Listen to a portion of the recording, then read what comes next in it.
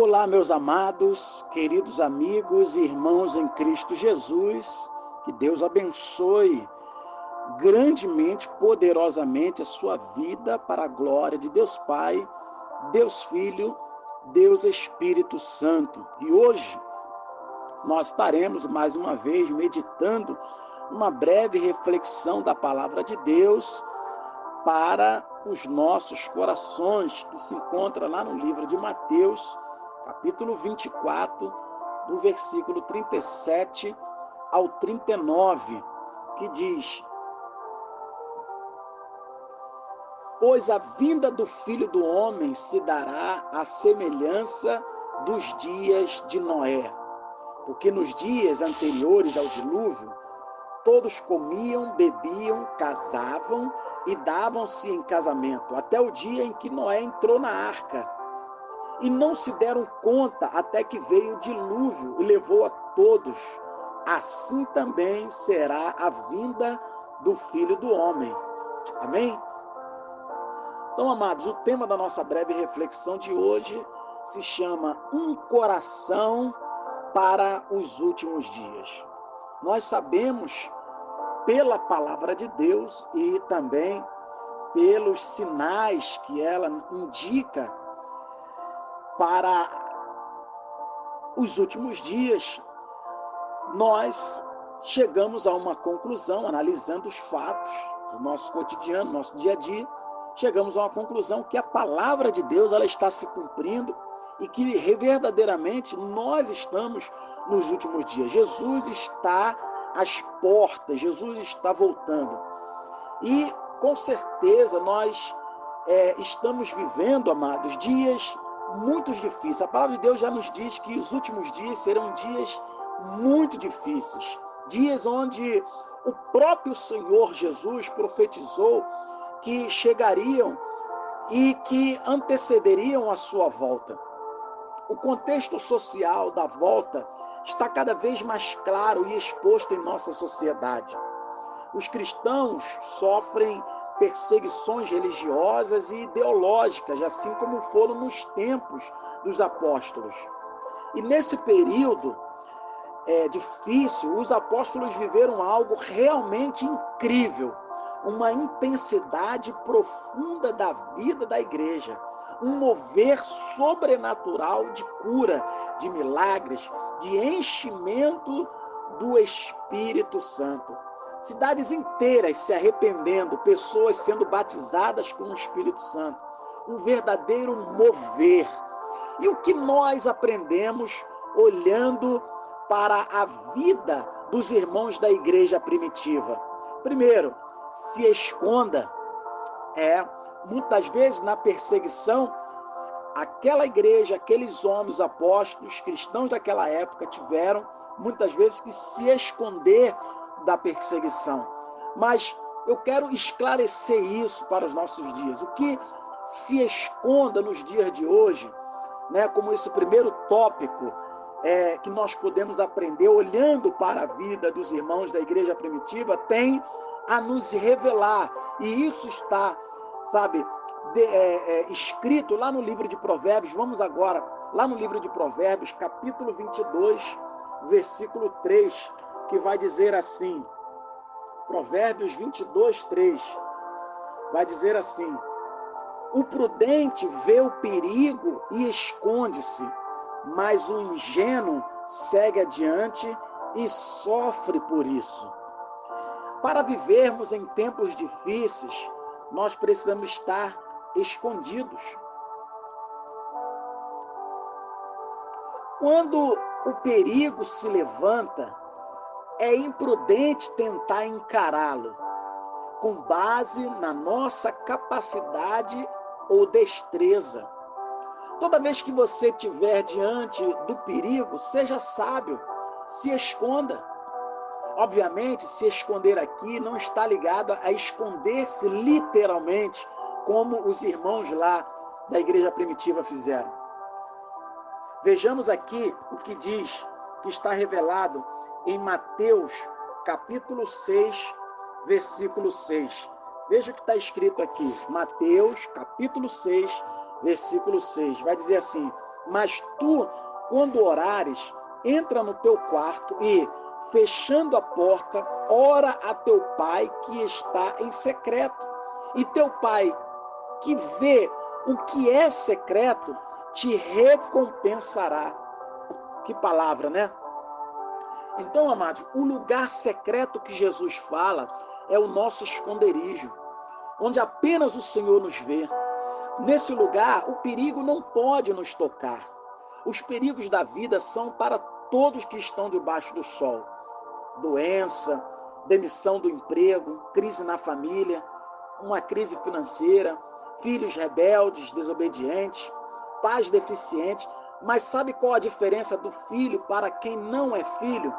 A garantia de um esconderijo. Quem teme os perigos da vida é porque ainda não entendeu o seu esconderijo. Salmos 91 vai dizer: aquele que habita no esconderijo do Altíssimo, à sombra do Onipotente descansará. Direi do Senhor: ele é o meu Deus, o meu refúgio, a minha fortaleza, e nele confiarei. Porque ele te livrará do laço do passarinheiro e da peste perniciosa. O versículo 4 continua: ele te cobrirá com as suas penas, e debaixo das suas asas estarás seguro. A sua verdade será o teu escudo e broquel. E o que nós aprendemos olhando para a vida dos irmãos da igreja primitiva? Primeiro, nós aprendemos que devemos, diante dos perigos da vida, precisamos nos esconder debaixo da sombra do Onipotente. Precisamos nos esconder, sabe, sobre a presença de Deus, na presença de Deus. Nos esconder sobre os braços do Senhor. Precisamos estar acolhidos, correr para debaixo das suas penas, debaixo das suas asas, porque ali nós estaremos seguros. E em segundo lugar, o que nós aprendemos olhando para a vida dos irmãos da igreja primitiva: olhe para o céu. Amém?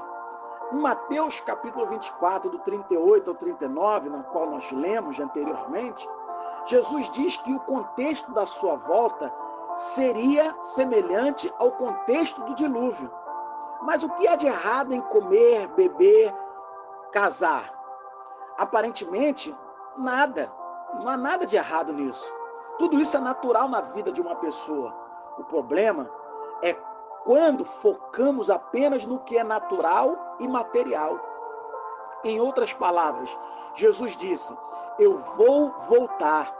Quando as pessoas estiverem mais preocupadas com as coisas naturais do que com as coisas do céu. O materialismo e o conceito natural explica o porquê não experimentamos do mesmo mover do Espírito Santo, como foi na igreja primitiva descrito ali no livro de Atos. Nos tempos de Noé, quem se preocupava com coisas naturais morreu nas águas e não experimentou do mover de Deus naquele tempo.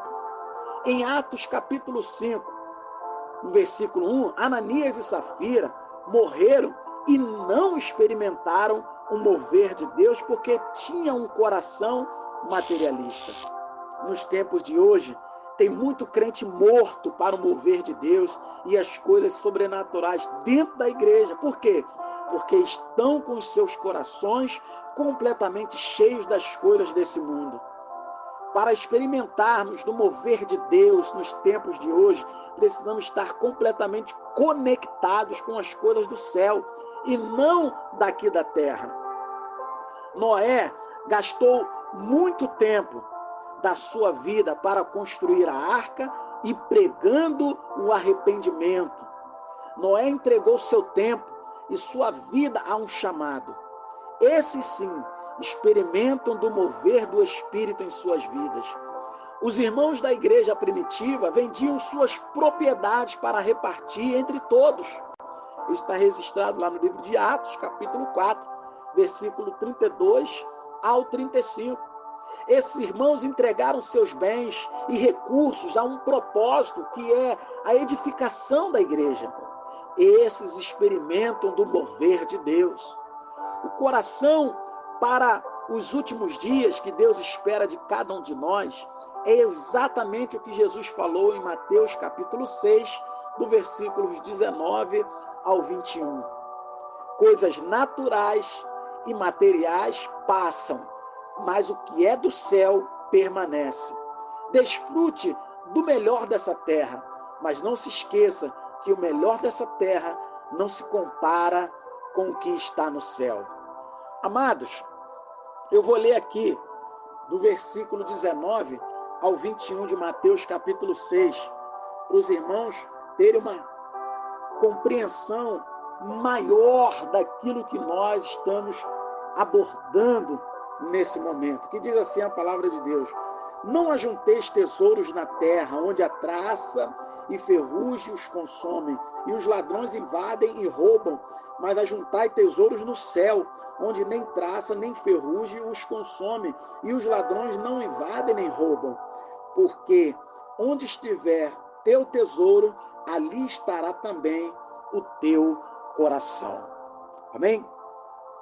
E o que mais nós aprendemos olhando para a vida dos irmãos da igreja primitiva? Primeiro, se esconda. Segundo, olhe para o céu. Terceiro, nós vamos abordar aqui, deseje a volta de Jesus. Amados, como aquela igreja, aqueles irmãos, a igreja primitiva, eles anseiavam, sabe, pela volta de Jesus. E isso é um legado, é um aprendizado, é uma lição de vida para cada um de nós. E nós devemos também viver nessa expectativa de fé, nessa esperança de fé. Nós precisamos a cada dia desejar ardentemente, o nosso coração precisa, sabe, desejar ardentemente pela volta de Jesus. O apóstolo Paulo diz que aqueles que amam a vinda de Jesus receberão uma coroa, ou seja, um galardão, uma recompensa, porque ele sabe que aquele que deseja e anseia pela sua volta é intenso na busca pela presença, no serviço e no envolvimento com o ministério. Desejar a volta de Cristo e viver a intensidade do ministério comissionado por Jesus não é algo tão fácil, porque encontramos resistências espirituais, naturais, que nos fazem esquecer ou diminuir a nossa intensidade. Mas uma coisa é certa, aqueles que vivem firmados na presença, na promessa da vinda do Senhor Jesus, experimentarão de coisas poderosas em Deus aqui e na vida também vindoura. E experimentarão também experiências infinitamente mais, né, na eternidade, juntamente com os anjos. Esse ano é o ano da aceleração, um ano de crescimento em todas as áreas da nossa vida, mas principalmente na vida espiritual. Ano de transferência de riquezas, ano de mudança de posicionamento, mas só irá desfrutar disso quem tiver uma vida conectada, sabe, uma vida voltada para Deus, com um coração que anseia, que deseja mais do que tudo a volta de Jesus. Isaías capítulo 40, versículo 31 vai dizer que: mas os que esperam no Senhor renovarão as suas forças e subirão com asas como águias. Correrão e não se cansarão, caminharão e não se fatigarão.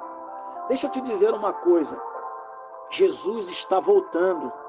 Por isso, precisamos nos arrepender, confessar os nossos pecados ao Senhor e entregar a nossa vida completamente nas mãos de Jesus Cristo o mais depressa possível, porque não sabemos o dia da nossa partida. Precisamos urgentemente nos esconder em sua presença, olhar para o céu, esperar e desejar mais do que tudo nessa vida a volta do Senhor Jesus, para sermos livres de toda a condenação do inferno e obtermos não só um coração sábio nesses últimos dias, mas obter uma vida que agrade ao Senhor até que Ele venha. Talvez as lutas, os espinhos, as dificuldades da caminhada, as lutas do dia a dia, tem te feito cansar de esperar, tem te sobrecarregado, tem tirado as suas forças, tem minado o seu ânimo, tem, derrubado a sua esperança. E você diz, eu não aguento mais. Mas eu quero dizer para você que se você continuar firme, se você se refugiar em Deus e esperar no Senhor, porque aquele que prometeu é fiel para cumprir cada uma de suas promessas. Se ele prometeu que iria voltar, ele vai voltar. Então precisamos esperar no Senhor, porque os que esperam no Senhor, como está escrito lá em livro de Isaías, capítulo 40, 31, renovarão as suas forças. Eu tenho a certeza, se você tomar essa decisão de continuar e não desanimar na fé, na caminhada com Cristo, Ele vai renovar as tuas forças a cada dia. Você vai ver que o Espírito Santo vai te fortalecer, Ele vai te ajudar, Ele vai te impulsionar e te empurrar para esse propósito, para essa finalidade, para essa promessa. E você, amado, vai continuar caminhando. Você não vai se fatigar. Você vai até correr, mas não vai se cansar. Como está escrito, é a palavra de Deus, ela vai se cumprir na sua vida. Mas nós precisamos, continuar, perseverar. Porque, meu amado, aqueles que perseveram, que perseverar até o fim, alcançará a coroa da vida. Então persevere, não desanime, não desista. Jesus está voltando, os sinais estão aí. Nós precisamos, desse coração, um coração que está, firmado na rocha, que está escondido na presença de Deus, um coração que busca o Senhor, um coração que espera pelo Senhor, um coração que está não preso às coisas daqui da terra, mas um coração que está esperançoso pela revelação da glória do Senhor sobre nós, um coração que anseia, que deseja, que arde mais do que tudo pela volta do Senhor. É esse coração, é esse adorador, é essa igreja que o Senhor deseja encontrar, espera encontrar quando Ele voltar para buscar a cada um de nós. Então, seja um desses, fique firme, não desanime e olhe para o céu. Olhe para o céu, olhe para Cristo, olhe para o sacrifício, olhe para a cruz, olhe para o que está, reservado para mim, para você, para cada um de nós, para a igreja do Senhor, para a noiva do Senhor, que é a eternidade na presença com Deus. Amado, fica com essa palavra. Aqui quem vos fala é o evangelista Valnei dos Santos. Que Deus continue te fortalecendo, te ajudando em suas batalhas, em suas lutas, em suas dificuldades, e que a cada dia possamos ser renovados pela palavra do Senhor. E eu quero deixar aí o meu abração a você e desejar a toda a sua casa salvação, vida, fé e esperança. Amém? Deus abençoe a sua vida grandemente, graça e paz.